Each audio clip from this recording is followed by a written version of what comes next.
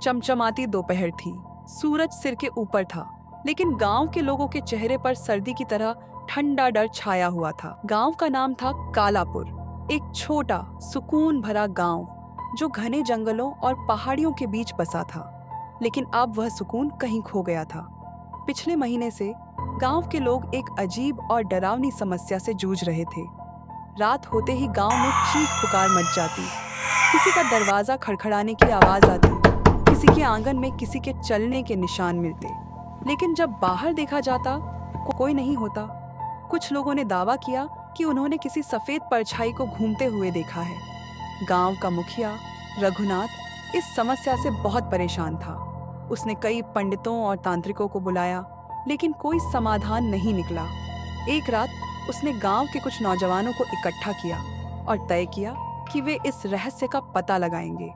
उनमें से एक था अर्जुन, एक बहादुर और निडर युवक जो गांव की कहानियों और डरावने किस्सों पर ज्यादा विश्वास नहीं करता था। उसने बाकी युवकों को समझाया, डर सिर्फ हमारे दिमाग का खेल है, हमें इस डर के पीछे की सच्चाई को सामने लाना होगा।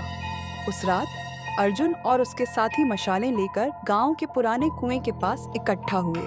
माना जाता था कि वह कुआं श्रापित है और वहां से अजीबोगरीब आवाजें आती हैं। जैसे ही वे कुएं के पास पहुंचे, एक ठंडी हवा का झोंका उनके शरीर को छू गया, जिससे वह सब कांपने लगे। अर्जुन ने मशाल की रोशनी में कुएं के अंदर झांक कर देखा।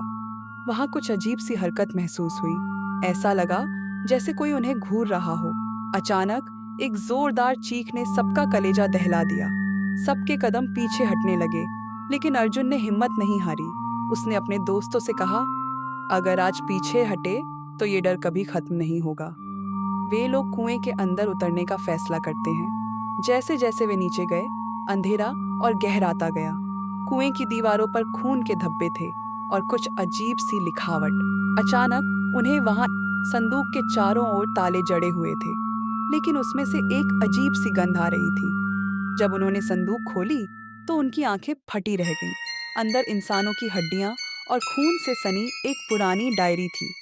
अर्जुन ने डायरी खोली और पढ़ना शुरू किया।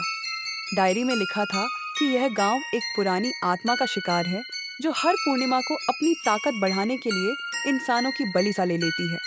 तभी कुएं की दीवारें हिलने लगीं। एक भयंकर आवाज ने मेरी नींद तोड़ी है, अब इसकी कीमत चुकाओगे।